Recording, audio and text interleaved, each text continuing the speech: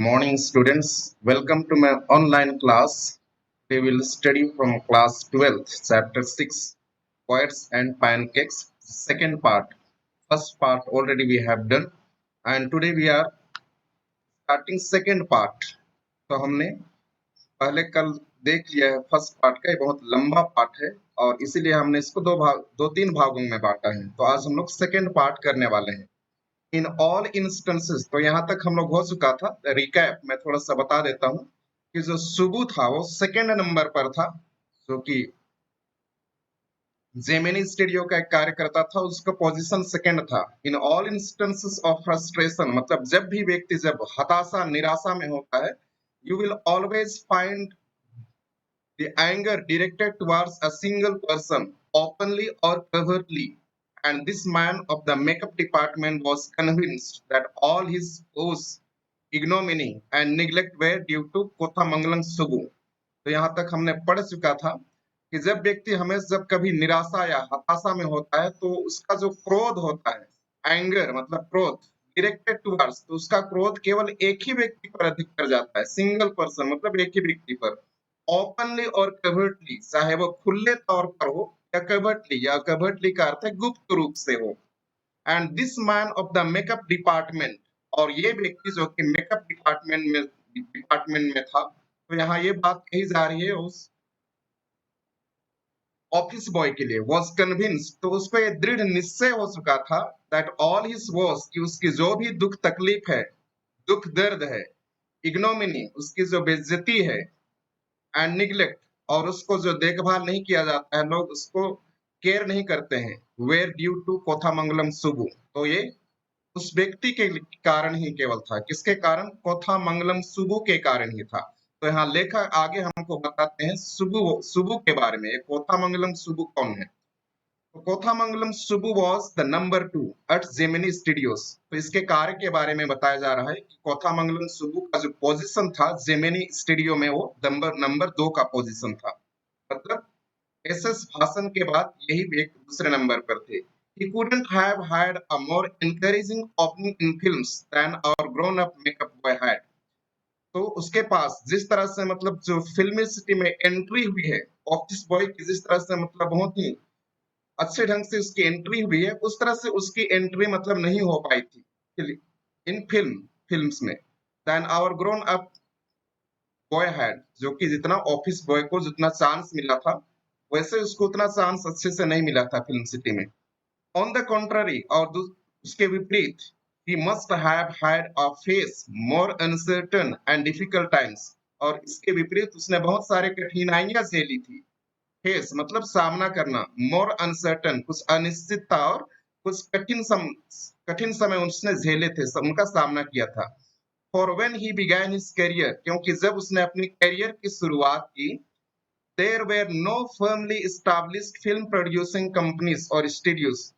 तो जब उसने अपने करियर की शुरुआत की, उस समय वहां पर कोई भी फिल्म प्रोड्यूसिंग करने वाला कंपनी कंपनी अच्छी तरह से स्थापित नहीं हो पाई थी, और न ही कोई स्टूडियो की स्थापना हुई थी जब उसने अपने करियर की शुरुआत की थी। Even in the matter of education, यहाँ तक कि एजुकेशन के क्षेत्र में भी, स्पेशली फॉर्मल एजुकेशन, विशेष करके जो औपचारिक शिक्षा है। फॉर्मल एजुकेशन कहने का अर्थ है जो कि व्यक्ति स्कूल में जाकर के शिक्षा हासिल करता है, उसको कहा जाता है फॉर्मल एजुकेशन। तो फॉर्मल एजुकेशन के क्षेत्र में भी वो ऑफिस बॉय से ये जो कोथामंगलम सुबु है, वो पिछड़ा हुआ ही था। सुबु couldn't have had an appreciable lead over our boy, मतलब इस ऑफिस बॉय की तुलना में वो पढ़ाई में भी वो पीछे ही था। But by virtue of being born a Brahmin, लेकिन उसका जो जन्म हुआ था एक ब्राह्मण परिवार में हुआ था, वही उसके लिए क्या था? एक एडवांटेज था, फायदा था। अ वर्च्यू इंडीड, मतलब वही वास्तव में उसके लिए फायदा था। He must have had exposure to more affluent situation, क्योंकि उसको बहुत अधिक एक्सपोजर मिला था। जितने भी प्रतिभाशाली या प्रभावशाली व्यक्ति थे, उनसे उनका मिलना जुलना होता था, उठना बैठना होता था, और उससे उसकी जान पहचान और अधिक बढ़ गई थी। And people, he had the ability to look cheerful at all times, even after having had hand in a flop film. तो उसकी एक मतलब ये जो क्षमता थी, उसकी एक क्षमता थी, मतलब वो हमेशा खुश दिखाई देता था। लुक चीयरफुल मतलब वो हमेशा खुश दिखाई देता था, ऑल टाइम सभी समय, even after having had a hand in a flop film, चाहे उसका हाथ में कोई फ्लॉप फिल्म ही क्यों ना लग जाए, या तो उसकी फिल्म बुरी तरह पिट भी क्यों ना जाए, लेकिन हमेशा वो खुश रहता था। ये खूबी थी, ये सामर्थ्य था सुबु में। He always had work for everybody, for somebody, sorry. He always had work for somebody. वह हमेशा दूसरों के लिए काम किया था। He could never do things on his own. वह खुद से काम नहीं करता था वो। He could never do things on his own. मतलब अपने खुद से वो काम नहीं करता था। But his sense of loyalty made him identify himself with his principle completely and turn his entire creativity to his principles advantage. लेकिन उसका जो वफादारी था, सेंस ऑफ लॉयल्टी, मतलब उसका जो वफादारी था, वही उसको पहचान बनाया था। मेड हिम आइडेंटिफाई, मतलब उसके लिए पहचान दिलाया था उसकी वफादारी, with his principle completely. Principle, यहाँ प्रिंसिपल का अर्थ उसके बॉस से, एस वासन से, मतलब पहचान दिलाई थी उसकी वफादारी के कारण ही वह, मतलब पहचान बनाया था अपने बॉस के सामने completely, and turn his entire creativity, और जो भी उसके जो क्रिएटिविटी था, कुछ नया करने का जो अभिरुचि था, क्रिएटिविटी था, सभी को अपने मालिक के लिए, अपने जो बॉस था उसके फायदे के लिए वो लगा दिया था। मतलब पूरी क्रिएटिविटी को अपने बॉस के फायदे के लिए लगा दिया था। प्रिंसिपल्स एडवांटेज, एडवांटेज का अर्थ होता है फायदे के लिए। He was tailor made for films, तो ऐसा लगता था मानो कि वो जो फिल्म के लिए ही बना हो, ये व्यक्ति जो है वह फिल्म के लिए, कोकामंगलम फिल्म के लिए ही बना हो, ऐसा लगता था। उसके पास इतनी योग्यता था, क्षमता थी, प्रतिभाशाली व्यक्ति था, जैसे उसका जन्म ही फिल्म के लिए हुआ हो। Here was a man who could be inspired when commanded. यहाँ एक ऐसे व्यक्ति था जिसको अगर उसको आदेश दे दिया जाए तो वह बहुत अधिक प्रेरित हो जाता था और कुछ भी काम वो कर सकता था। तो यह अलग ही तरीके से यहाँ कुछ लेखक हमको कुछ और कहानी बता रहे हैं। The rat fights the tigress underwater and kills her, but takes pity on the cubs and tends them lovingly. I don't know how to do the scene, the producer would say. एक कहानी है, film की कहानी। तो यहाँ लेखक बता रहे हैं कि the rat fights the tigress, चूहा शेरनी से लड़ता है पानी के अंदर, अंडर वाटर मतलब पानी के अंदर, एंड किल्स हर, और शेरनी को मार डालता है। बट टेक्स पिटी, लेकिन दया दिखाता है। पिटी का अर्थ है दया दिखाना। ऑन द कब्स, कब्स का अर्थ है शेरनी के बच्चों पर वो दया दिखाता है। एंड टेंस, और उसकी देखभाल करता है, पालन पोषण करता है, लविंगली, प्यार से। आई डोंट नो, मुझको समझ में नहीं आता है, how to do the scene, कि इस सीन को कैसे किया जाए। द प्रोड्यूसर, जो निर्माता थे, फिल्म निर्माता, वो ऐसा बोलते थे, वुड से मतलब ऐसा बोलते थे। And Subbu would come out with 4 ways of the rat pouring affection on its victims offspring। और इतना कहने के बाद ही सुबु जो है, सुबु वुड कम आउट मतलब सुबु 4 तरीका लेकर के आ जाता था। 4 ways मतलब 4 तरीका लेकर के आ जाता था। ऑफ रैट, कि चूहा, पोरिंग, उड़ेलना, पोरिंग का अर्थ होता है उड़ेलना, कि चूहा जो है किस तरह से प्यार दिखाता है। अफेक्शन, अफेक्शन का अर्थ है प्यार, उड़ेलता है। ऑन इट्स विक्टिम्स, उसके शिकार के बच्चे पर। ऑफस्प्रिंग, ऑफस्प्रिंग का अर्थ है शिकार के बच्चे पर वह किस तरह अपना प्यार दिखाता है। तो इसका विकल्प वो 3-4 विकल्प ढूंढ करके तुरंत ले आता था। कौन? सुबु। गुड, तो निर्माता ने कहा बहुत अच्छी बात, but I am not sure it is effective enough. तो ये तो बहुत अच्छी बात है, लेकिन मैं अभी भी निश्चिंतित नहीं हूँ कि एक दर्शकों को कितना अधिक प्रभावशाली होगा। इफेक्टिव मतलब कितना अधिक प्रभावित करेगा दर्शकों को। द प्रोड्यूसर वुड से, तो ऐसा निर्माता कहते थे। एंड इन अ मिनट, और उसके 1 मिनट पश्चात ही, Subbu would come out with 14 more alternatives. Subbu और कितने 14 नए नए विकल्प ढूंढ करके तुरंत ले आता था। मतलब इतना प्रतिभाशाली था वो, और इतना क्रिएटिव था कि वो नए नए तरीके तुरंत वो खोज करके ले आता था अपने दिमाग से। Film making must have been and was so easy with a man like Subbu. तो फिल्म बनाना, सुबु जैसे आदमी अगर वहां पर हो तो फिल्म बनाना कितना आसान हो जाता था। वाज सो इजी मतलब कितना आसान हो सकता था, विथ अ मैन, इस व्यक्ति के साथ, लाइक सुबु, अगर वहां पर सुबु हो अराउंड, मतलब अगर सुबु आसपास हो। And if ever there was a man who give direction and definition to Gemini studios, और कभी अगर व्यक्ति ने उस जो जेमिनी स्टूडियो को निर्देशन दिया, डायरेक्शन, डायरेक्शन का अर्थ है निर्देशित किया, या तो निर्देशन दिया, या तो जेमिनी स्टूडियो को परिभाषित किया, वो कोई नहीं था, लेकिन कौन था? सुबु था। ड्यूरिंग इट्स गोल्डन ईयर्स, जब जेमिनी स्टूडियो मतलब टॉप पर था, बहुत अधिक फेमस था और उस समय में इसको जो निर्देशन देने और परिभाषित करने वाला सुब्बू के अलावा कोई नहीं था। इट वाज़ सुब्बू ही मतलब उसको निर्देशन करता था, परिभाषित करता था जेमिनी स्टूडियो को।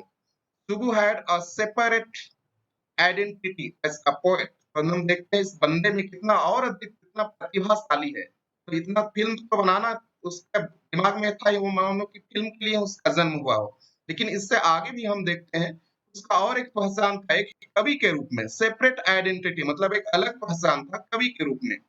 And though he was certainly capable of more complex and higher forms, और उसमें इतना क्षमता था, सर्टेनली मतलब निश्चित रूप से, कैपेबल ऑफ उसमें उतना अधिक क्षमता था, मोर कॉम्प्लेक्स बहुत अधिक जटिल, और हायर फॉर्म्स ऊंचे फॉर्म्स के कवि वो लिख सकता है, कविता वो लिख सकता था। he deliberately chose to address his poetry to the masses, लेकिन उन्होंने जानबूझकर deliberately, तो वो मतलब हाई फाई कविता लिख सकता था, लेकिन जानबूझ करके उन्होंने अपने अपने कविता में ऐसे लोग अपने कविता इस तरह का बनाया, तो या तो अपने कविता ऐसे लोगों के लिए कंपोज किया जो कि साधारण लोग थे, जो ऊंचे पढ़े लिखे व्यक्ति नहीं थे, लेकिन साधारण लोगों को जो जिनको भी आसानी से उसकी कविता समझ में आ जाए, तो ऐसे लोगों के लिए उसने कविता लिखी। His success in films overshadowed and dwarfed his literary achievements. उसका जो सफलता था, सक्सेस मतलब सफलता इन फिल्म्स, फिल्मों में, ओवरशैडोड उसको छाया कर दिया। मतलब किसी की छाया में आने से मतलब कोई चीज इतना अधिक बढ़ जाता है कि चीज चीज को पूरा ढक देता है। तो उसकी सफलता फिल्म में इतना अधिक था कि जो वो कविता के क्षेत्र में या तो पोइट्री के क्षेत्र में जो काम करता था उसको पूरी तरह से ढक दिया। एंड ड्वार्फ, ड्वार्फ का अर्थ होता है बौना कर दिया, छोटा कर दिया।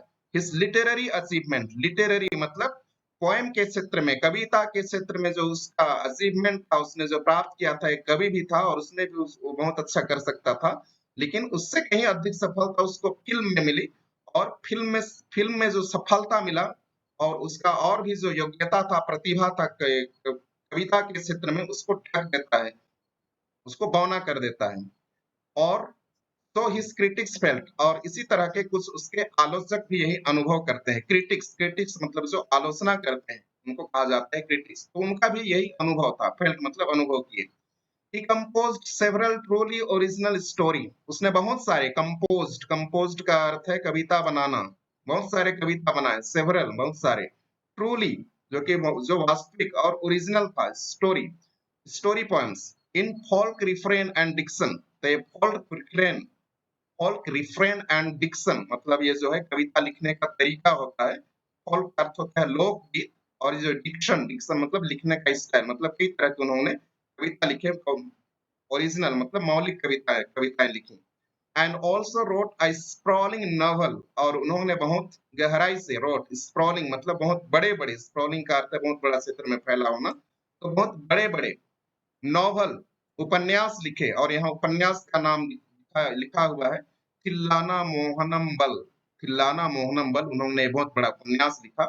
With dozens of very deftly etched characters, और इसने दर्जनों भर बहुत ही कुशलता पूर्वक, चालाकी से, डेफ्टी, डेफ्टी का अर्थ है कुशलता पूर्वक, एस्ट, एस्ट मतलब उनको तराशा गया था, एस्ट का अर्थ है तराशा गया था, किनको, ये जो पात्र थे, कैरेक्टर्स, कैरेक्टर्स का अर्थ होता है उनको जो पात्र थे, उसका ये जो उपन्यास में जो दर्जन भर पात्र थे, उनको बहुत ही चतुराई से, कुशलता पूर्वक उनके पात्रों को इसमें तराशा गया था, मतलब बहुत ही स्पष्ट रूप से उनको, उनके बारे में वर्णन किया गया था। He quite successfully reached the mood and manner of the Devdasi of the early 20th century. तो उन्होंने बहुत ही सफलतापूर्वक, क्वाइट सक्सेसफुली मतलब सफलतापूर्वक, रिक्रिएटेड, रिक्रिएट किया तो रीमेक करना, मतलब जो फिल्म था पहले, जो फिल्म आ चुका था देवदासिस, उसको उन्होंने दोबारा से बनाया, जो कि अर्ली ट्वेंटी सेंचुरी में, और कितने सफलतापूर्वक उसको उन्होंने उसका रीमेक किया। He was an amazing actor, तो वह एक अद्भुत एक्टर था, नायक था। He never aspired to the lead roles, उसने कभी भी नहीं चाहा, आस्पायर्ड, आस्पायर्ड का अर्थ है चाहना, तो उसने कभी भी नहीं चाहा कि उसको लीड रोल मिले, कि वह प्रमुख पात्र निभाए, या तो लीड रोल मतलब जो एक्टर की भूमिका उसको मिले, उसने कभी नहीं चाहा। But whatever subsidiary role he played in any of the films, he performed better than the supposed main players. लेकिन जो भी छोटा मोटा जो भी उसको जो पात्र मिला, सब्सिडियरी रोल, छोटा मोटा जो पात्र मिला, he played, तो उसका उन्होंने मंचन किया, प्लेड मतलब मंचन किया, इन एनी ऑफ द फिल्म्स, किसी भी फिल्म में, he performed better than the supposed main players, तो वह बहुत अच्छा मतलब उसने वो अपना परफॉर्मेंस दिया, जो कि जो मेन एक्टर होते हैं उनसे भी उन्होंने बहुत अच्छा कार्य किया, अपना रोल बहुत अच्छे से निभाया, जो मेन एक्टर होते थे उनसे भी बहुत अच्छा रोल निभाया उसने। He had a genuine love for anyone who came across, and his house was a permanent residence for dozens of near and far relations. तो he had a genuine love, तो उसको जेन्युइन का अर्थ है सच्चा प्रेम, उसका बहुत सच्चा प्रेम था, फॉर एनीवन, किसी के लिए भी उसका बहुत अधिक प्रेम था, गहरा प्रेम था। ही केम अक्रॉस मतलब जिस किसी से उसकी मुलाकात होती थी, उसके मन में उसके प्रति बहुत गहरा प्रेम जग जाता था। And his house was a permanent residence, और उसका घर एक परमानेंट निवास स्थान बन गया था, हमेशा के लिए मतलब निवास स्थान बन गया था, परमानेंट निवास स्थान किनके लिए? फॉर दर्जन्स, लगभग दर्जन भर लोगों के लिए, ऑफ नियर मतलब उसके जो आस-पास के लोग थे, जिनको मतलब जो उसको अच्छी तरह से जानता था, एंड फार रिलेशंस, और जो बहुत दूर के रिश्तेदार थे, रिलेशंस का अर्थ है रिश्तेदार, जो बहुत दूर के रिश्तेदार थे, एंड एक्वेंटेंसेस मतलब ऐसा बंदा जिसको कि हम, हमारा कोई क्लोज मित्र, क्लोज फ्रेंड नहीं है, लेकिन हम जिसको ऐसे ही हम हमारी थोड़ा सा जान पहचान है, तो ऐसे बहुत सारे लोग उनके घर में आते थे और वहां पर परमानेंट मतलब हमेशा के लिए रह जाते थे। इट सीम्ड अगेंस्ट सुबुस नेचर, तो ऐसा प्रतीत होता था कि ये सुबु के जो नेचर है, प्रकृति है, उसके खिलाफ है, उसके विरुद्ध है।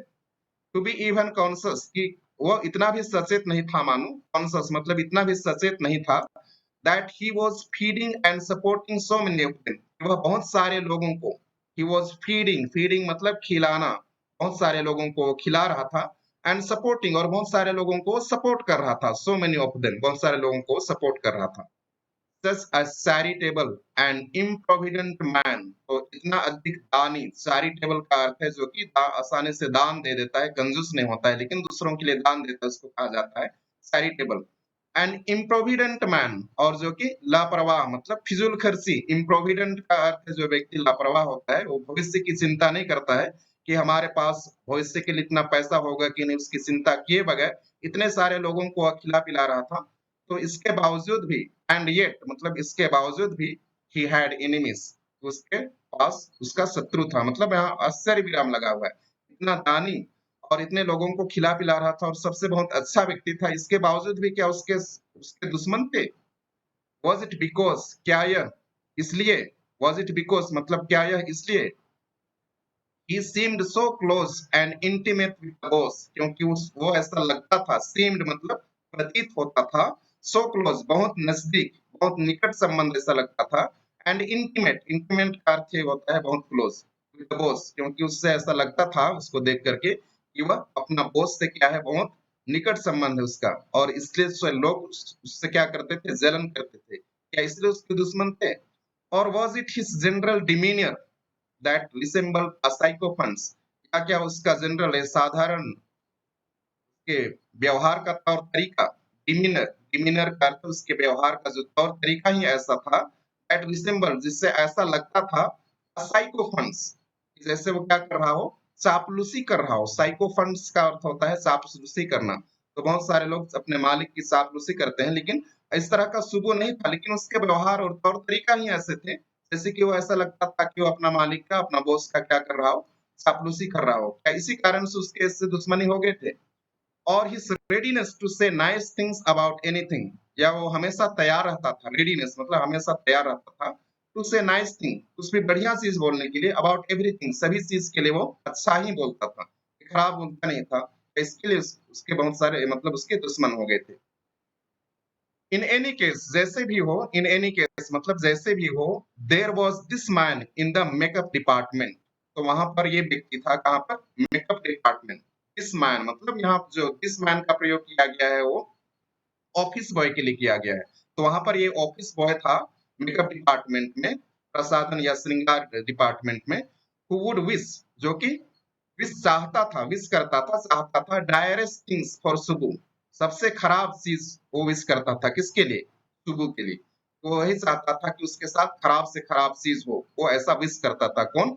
The office boy. क्योंकि वो उसको पसंद नहीं करता था सुबु को, क्योंकि वो यही सोचता था कि उसके जो भी दुख तकलीफ है, जो उसकी इज्जत है, और उसको कोई केयर नहीं करता है, उसका कारण कौन है, सुबु ही है, ऐसा वो सोचा करता था।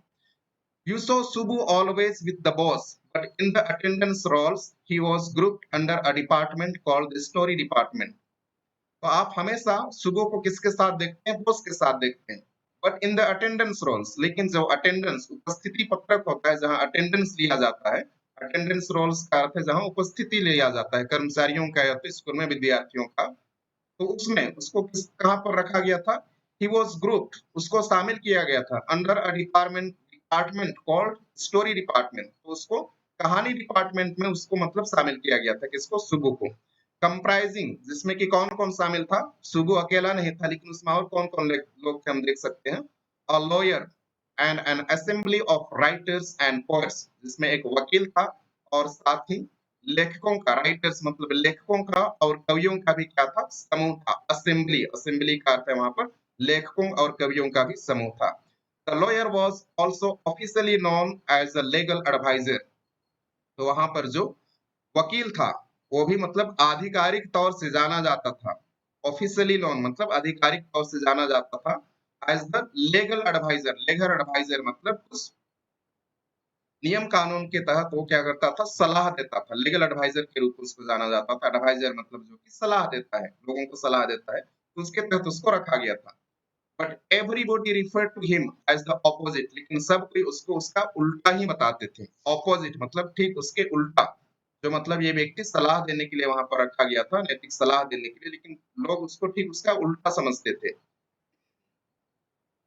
एन एक्सट्रीमली टैलेंटेड एक्ट्रेस, तो एक बहुत ही प्रतिभाशाली, टैलेंटेड, बहुत ही प्रतिभाशाली एक लड़की आती है, एक्ट्रेस मतलब हीरोइन आती है, who was also extremely temperamental, जो कि बहुत ही ज्यादा, वो भी क्या थी, तुनक मिजाज थी। Extra x temperamental, extremely temperamental, temperamental का अर्थ होता है जो कि छोटी छोटी बातों में बहुत जल्दी क्रोधित हो जाता है, गुस्सा हो जाता है, उसको कहा जाता है टेम्परामेंटल, मतलब वो तुनक मिजाज भी थी। once blew over on the sets, तो जो स्टूडियो, सेट्स का अर्थ है यहाँ स्टूडियो में, एक बार वो क्रोधित हो जाती है, चिल्ला उठती है, क्योंकि वो तुनक में जाती, छोटी छोटी चीजों पर क्रोधित हो जाती थी, तो वो फ्लू ओवर मतलब अपना गुस्सा दिखा देती है, ऑन द सेट्स मतलब स्टूडियो पर। while everyone stood stunned, और सब हक्का बक्का रह गए। स्टन मतलब उन लोग सब शांत हो गए, अचरज में हो गए। स्टन मतलब क्या करें, कुछ नहीं समझ में आया उसको, सब लोग शांत हो गए। The lawyer quietly switched on the recording equipment, और ये जो वकील था चुपचाप से, क्वाइटली मतलब चुपचाप से, स्विच्ड ऑन मतलब स्विच ऑन कर दिया द रिकॉर्डिंग इक्विपमेंट्स, जो वहां रिकॉर्डिंग करने के लिए को जो औजार था, इक्विपमेंट था, उसको चुपचाप से जाकर के ऑन कर दिया जब वो गाली दे रही थी। When the actress paused for breath, जब वो एक्ट्रेस जो हीरोइन थी, वो थोड़ा देर के लिए श्वास लेने के लिए, पॉज मतलब रुकना, थोड़ा देर के लिए रुक गई, जो क्योंकि वो लगातार गाली नहीं दे सकती थी, उसको श्वास लेने में, ब्रेथ मतलब श्वास लेने के लिए रुकी। The lawyer said to her, तो इस वकील ने उस लड़की से कहा, 1 मिनट प्लीज, 1 मिनट कृपया, 1 मिनट कृपया बोल करके उसने and played by the recording, जो उन्होंने रिकॉर्डिंग किया था उसको क्या कर दिया, वो चालू कर दिया।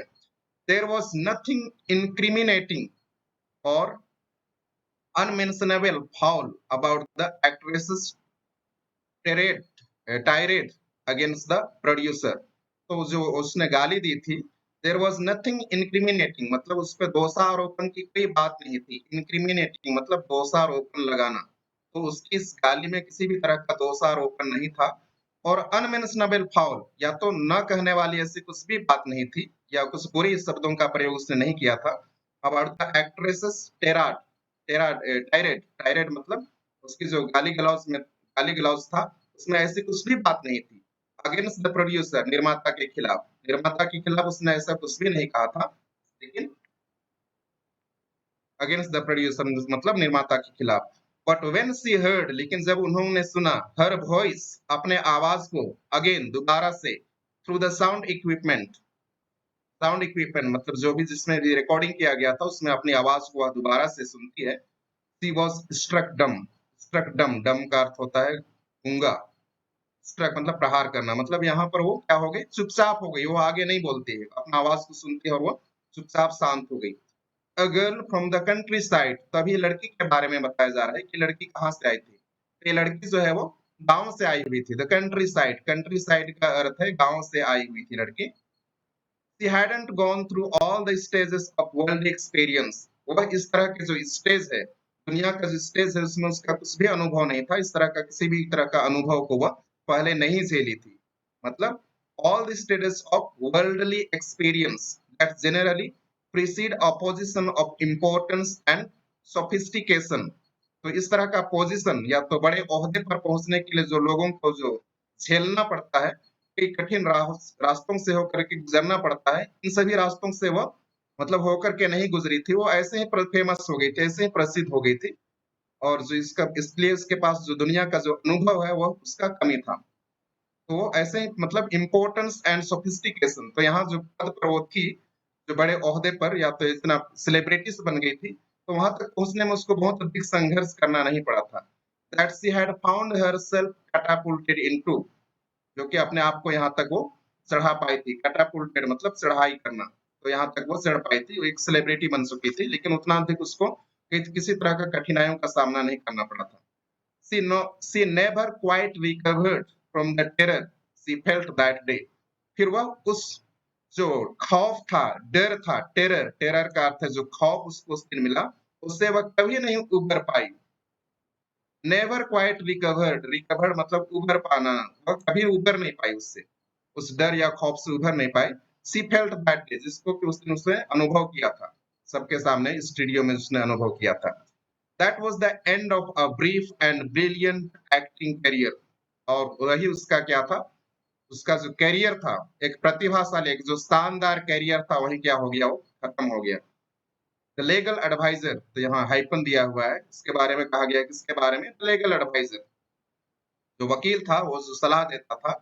who was also a member of the story department, जो कि उस स्टोरी डिपार्टमेंट का वो भी एक क्या था, सदस्य था।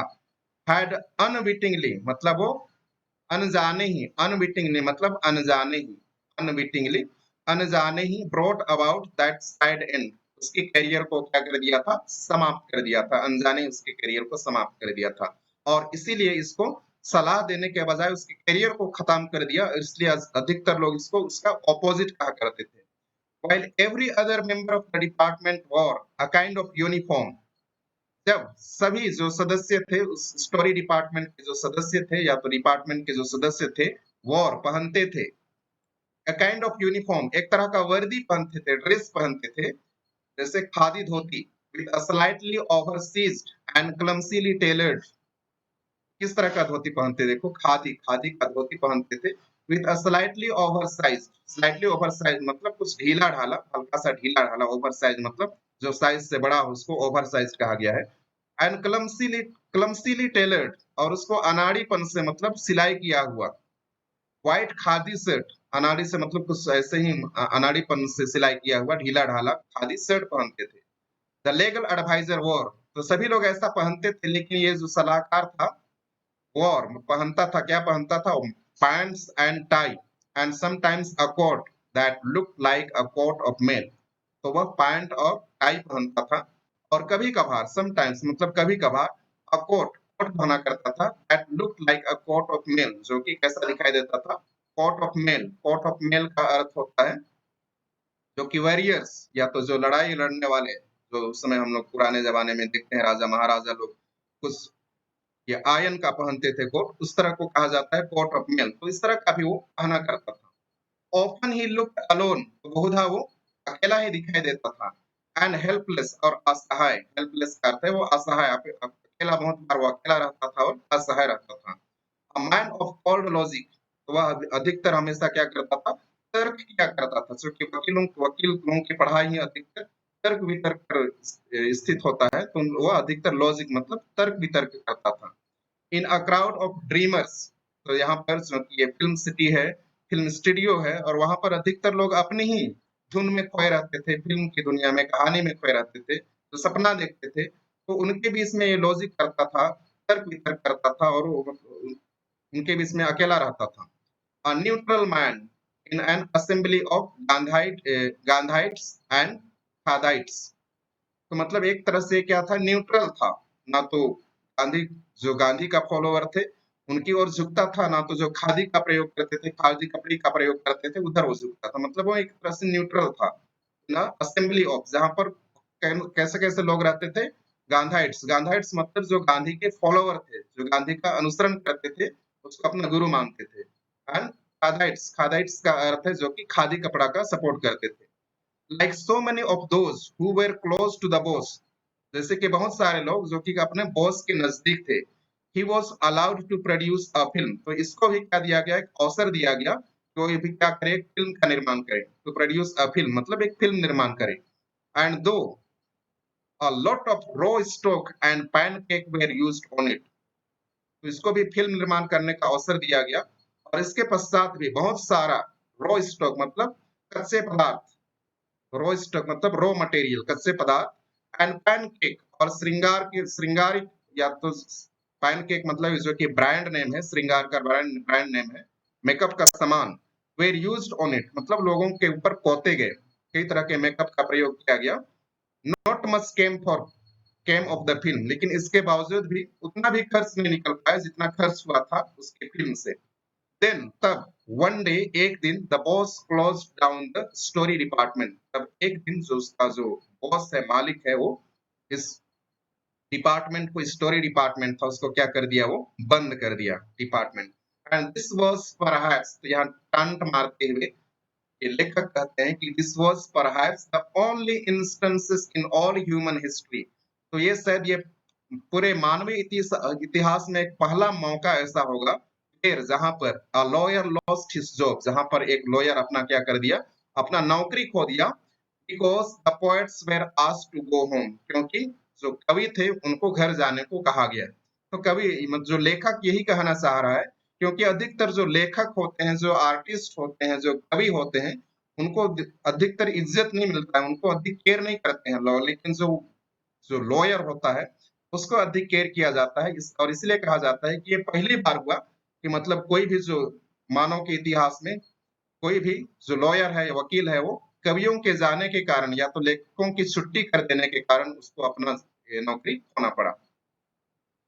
Gemini Studios was the favorite haunt of poets like S.D.S.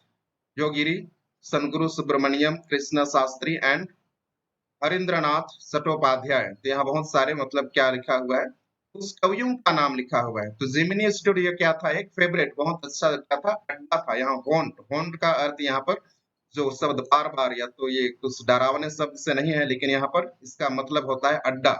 तो जिमिनी स्टूडियो एक बहुत बड़ा क्या था, बहुत अच्छा फेवरेट मतलब बहुत सुंदर अड्डा था ऑफ पोएट्स, किसके लिए, कवियों के लिए। यहाँ बहुत सारे कवियों के नाम लिया हुआ है, इन कवियों के लिए। It had an excellent mess, तो जिमिनी स्टूडियो में एक बहुत शानदार क्या था, भोजनालय था। मेस, मेस का अर्थ है भोजनालय, जहाँ कॉलेज हो गया या जहाँ पुलिस लोगों का जो सेना होती है, या तो हॉस्टल इत्यादि में जहाँ भोजन एक साथ पकता है, उनके लिए उसको कहा जाता है मेस। तो जिमिनी स्टूडियो में भी बहुत शानदार क्या था, भोजनालय था। सप्लाइड गुड कॉफी, और जहां से बहुत अच्छा कॉफी मिलता था। At all times of the day मतलब दिन के सभी समय में, and for most part of the night, और रात्रि के आधे समय में भी वहां अच्छा कॉफी मिलता था। दोज वेर द डेज, तो यहाँ पर लोग आते थे अपना समय व्यतीत करने के लिए। बहुत सारे जो कवि होते थे यहाँ पर, उन लोग आकर के मनोरंजन करते थे, चाय कॉफी पीते थे और एक दूसरे से बात करते थे। तो कभी अभी ये जो लेखक है अभी उस समय की बात को बता रहा है, दोज वेर द डेज मतलब ये उस समय की बात है, when Congress rule meant prohibition, जब कांग्रेस क्या करता था, शासन करता था। मतलब 1940 में तो जेमिनी इंस्टीट्यूट की स्थापना हुई थी, तो 1947 के बाद जब ब्रिटिश हमारे देश से चले गए और जब कांग्रेस ने सत्ता संभाली, तो उस समय की बात है। मतलब कांग्रेस रूल में प्रोहिबिशन, प्रोहिबिशन, प्रोहिबिशन का अर्थ है निषेध, कांग्रेस रूल का अर्थ है मतलब प्रोहिबिशन। यहाँ प्रोहिबिशन इसलिए कहा गया है क्योंकि भारत तुरंत स्वतंत्र हुआ था और उसके पश्चात लोगों को इधर उधर घूमने में थोड़ा मनाही था, और इसलिए इस शब्द का प्रयोग किया गया है। And meeting over a cup of coffee, और इसी सिलसिले में अगर उन लोग मिलते थे, आपस में मिलते थे क्या के लिए, एक कप कॉफी के लिए, was rather satisfying and entertainment, तो उसके लिए बहुत ही क्या था, संतोषप्रद था, satisfying संतोषप्रद था, and entertainment और उनका मनोरंजन भी हो जाता था इंटरव्यू का। Barring the office boys and couple of clerks, everybody else at the studio radiated leisure. बारिंग का अर्थ है निषेध करना, इसी से बैरियर शब्द आया है। बैरियर मतलब रोका टोका करना, तो छोड़ यहाँ पर उनको छोड़ करके, किनको छोड़ करके, barring the office boys, barring the office boys, तो ऑफिस बॉयज को और कुछ कुछ दो तीन कलर को छोड़ के, कपल ऑफ कलर्स मतलब दो तीन कलर को छोड़ के, एवरीबॉडी एल्स सभी कोई, और द स्टूडियोस मतलब जेमिनी स्टूडियो में, रेडिएटेड मतलब उत्सर्जित करना, रेडिएट मतलब उत्सर्जित करना, लीजर मतलब खाली समय उनके पास मतलब बच जाता था, और उसका इन लोग कितना मौज मस्ती करते थे, खुशी मनाते थे उस खाली समय में। लीजर का अर्थ होता है खाली समय। प्री रिक्विजिट फॉर पोइट्री, और ये जरूरत भी है, प्री रिक्विजिट एक शर्त है या तो क्या है, जरूरत है क्या के लिए, फॉर पोइट्री कविता लिखने के लिए वैसा माहौल की जरूरत है, क्योंकि जो कवि होता है उसको फ्री फंड या खुश खुश का मूड होना चाहिए, अगर वह टेंशन में है तो वह अच्छा कविता भी वो नहीं लिख पाएगा। Most of them wore khadi and worshipped Gandhi ji, तो अधिकतर लोग खादी पहनते थे, जेमिनी स्टूडियो के लोग भी, और वर्शिप्ड गांधी जी, और गांधी जी की पूजा करते थे, वर्शिप मतलब पूजा करना, Gandhi ji. But beyond that, लेकिन उससे आगे, that had not the faintest appreciation for political thought of any kind, लेकिन उससे आगे उनके पास faintest मतलब थोड़ा सा भी, faintest का अर्थ है थोड़ा सा भी, appreciation प्रशंसा नहीं था, क्या के लिए, राजनीतिक विचार के लिए, पॉलिटिकल थॉट मतलब राजनीतिक विचार के लिए, ना ही किसी राजनीतिक पार्टी के लिए उनके पास थोड़ा सा भी अप्रिसिएशन या प्रशंसा नहीं था, of any kind. Naturally they were all averse to the term communism, तो प्राकृतिक रूप से या तो जनरली they were averse, उनको नफरत था, averse का अर्थ है नफरत था, कैसे, to the term, ये टर्म जो है कम्युनिज्म, साम्यवाद से उनको क्या था, नफरत था, उन लोग उससे नफरत करते थे। तो ये जो कम्युनिज्म क्या है, कम्युनिज्म या तो जो साम्यवाद, ये क्या चीज है, साम्यवाद मतलब ऐसा चीज है, मतलब सुनने में तो अच्छा लगता है, लेकिन जो सरकार होती है, जैसे हम लोग मोनार्की के शब्द का प्रयोग करते हैं, जिसमें कि राजा क्या करता है, शासन करता है, और प्रजा होती है मोनार्की। उसी तरह से डेमोक्रेसी जिसमें प्रजा के द्वारा चुने हुए लोग सरकार में क्या करते हैं, सरकार चलाते हैं, सत्ता संभालते हैं। लेकिन कम्युनिज्म भी एक इसी तरह का सत्ता है, जिसमें कि सभी के लिए समान रूप से, जिनके पास अधिक पैसा होता है, शासन उनसे उन पैसों को ले लेती है, और जिनके पास पैसा नहीं रहता है, उन गरीबों के पास उनको पैसा उन लोग बांट देती है, जिनको उन पैसे की जरूरत होती है। लेकिन धीरे धीरे ये भी इसका भी क्या है, दूसरा गलत गलत इसका भी कुछ गलत प्रभाव पड़ता है। सुनने में तो अच्छा लगता है शुरुआत में, लेकिन बहुत सारे लोग जो है, बहुत ये जो सत्ता में रहते हैं लोग पावरफुल हो जाते हैं, तो बहुत सारे लोगों से इन लोग पैसे, जो अधिक पैसा कमाते हैं उनसे पैसा ले लेते हैं, और उसके पश्चात उस पैसे को उन लोग सही तरीके से वितरण भी नहीं कर पाते हैं, अपने ऐशो आराम के लिए उस पैसे को खर्च करते हैं, अपने लोगों के लिए खर्च करते हैं, अपने सत्ता के लिए खर्च करते हैं, और धीरे-धीरे मतलब इन लोग बहुत अधिक भ्रष्टाचार बन जाते हैं।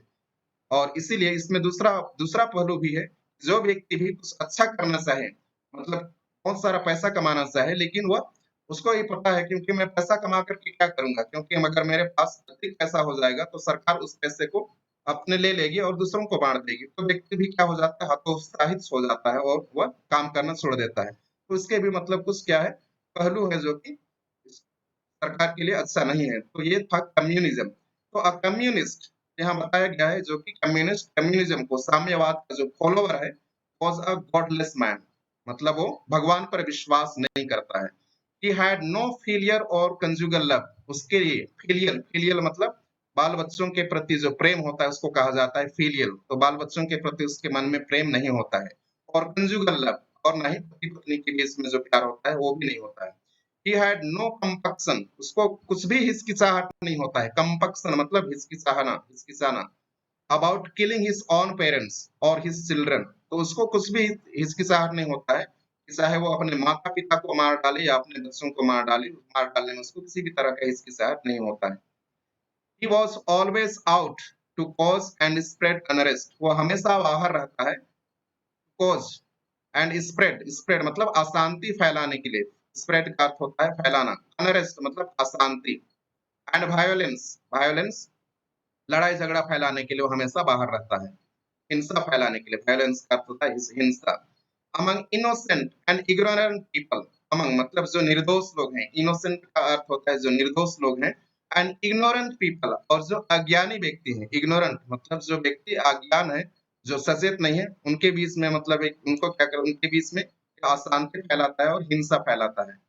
Such notions which prevailed everywhere else in South India at that time also। तो इसी तरह का जो विचारधारा था, such notions, तो इस तरह का विचारधारा which prevailed जो फैला हुआ था everywhere सभी जगह इन साउथ इंडिया दक्षिण भारत में भी at that time also, तो उस समय दक्षिण भारत में भी ये विचारधारा फैला हुआ था। Naturally floated about vaguely among the khadi clad poets of Gemini studios।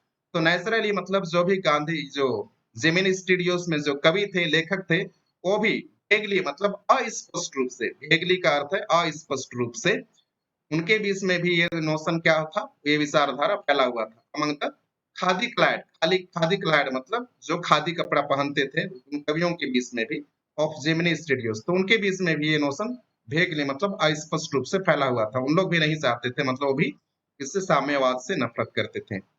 Evidence of it was soon fourth, और इसका प्रमाण बहुत जल्दी हम लोगों को मिलने वाला है। फोर्थ कमिंग मतलब आने वाला है, एविडेंस मतलब इसका प्रमाण हम लोगों को बहुत जल्दी आने वाला है। When Frank Buchman's moral rearmament army, जब Frank Buchman's moral rearmament army some 200 strong visited Madras sometimes in 1952। ये जो फ्रैंक बुचमन क्या है, एक क्या है, फाउंडर है, संस्थापक है किसका, moral rearmament army, moral rearmament army. तो मोरल रीआर्मामेंट आर्मी मतलब ये क्या है, कोई सेना नहीं है, मतलब ऐसा ही मतलब कि संस्था का नाम रख दिया गया है moral rearmament army.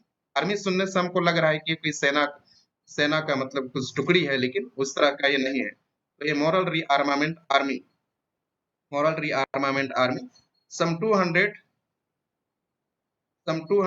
Strong visitors, ये बार बार ये शब्द आएगा, R A M short form में, एम आर ए मतलब MRA शॉर्ट फॉर्म में इसको आप याद करेंगे तो ये बार बार ये शब्द आएगा, आर्मी। सम 200 स्ट्रॉन्ग, तो इस सेना में मतलब ये जो दल था मॉरल रीआर्मामेंट आर्मी, इस दल से लगभग कितने 200 लोग, जो मजबूत 200 लोग थे, उन लोग कहाँ पर आए, मद्रास आए, विजिटेड मद्रास, मद्रास आए समटाइम्स, लगभग 1952 में इन लोग यहाँ पर आए।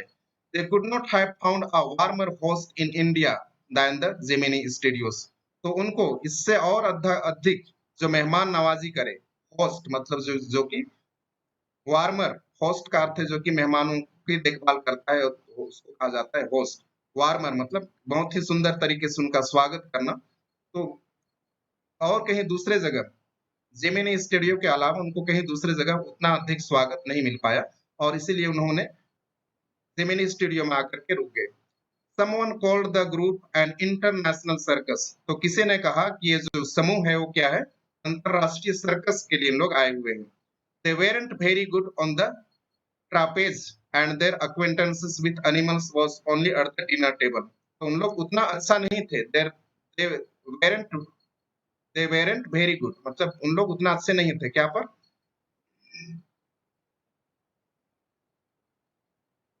द ट्रैपेज, ट्रैपेज का अर्थ है जो कि रस्सी में जो कि कला दिखाते हैं उसको कहा जाता है ट्रैपेज। रस्सी में जो कला दिखाते हैं जो कि सर्कस इत्यादि में, उसको कहा जाता है ट्रैपेज, झूला झूलते हैं इत्यादि उनको। एंड देयर अक्वेंटर्स, और उनकी जो पहचान था एनिमल्स जानवरों के साथ, तो अधिकतर लोग जो सर्कस में है तो उनका जो लगाव रहता है जंगली मतलब जानवरों से लगाव रहता है, क्योंकि उन लोग उसको प्रशिक्षण देते हैं जानवरों को और उसी की तरह काम करवाते हैं। लेकिन यहाँ पर उनका जो उनसे जो पहचान था वो केवल डिनर तक सीमित था, मतलब उनको जो डिनर में उनका जो मीट मिलता था, मांस मिलता था, उतना ही तक सीमित था, मतलब जानवर से भी उन लोग परिचित नहीं थे। But they presented to place in a most professional manner, लेकिन उन्होंने जो दो नाटक बहुत ही अच्छी तरीके से प्रस्तुत किया वो था their Jotham Valley and the forgotten factors. दो दो मतलब उन्होंने नाटक प्रस्तुत किया, जोथाम वैली और द फॉरगॉटन फैक्टर्स, जिसको आपको याद करना पड़ेगा। तो ये वीडियो बहुत लंबा हो चुका है ऐसा लग रहा है, तो हम यहाँ अंत करते हैं। हम लोग अगला वीडियो में हम इस सबको हम लोग देखेंगे। तो आप अगर अपने इसको सब्सक्राइब नहीं किए हैं तो एक बार मेरा चैनल जरूर सब्सक्राइब कीजिए। तो बहुत बहुत धन्यवाद आप सभी को।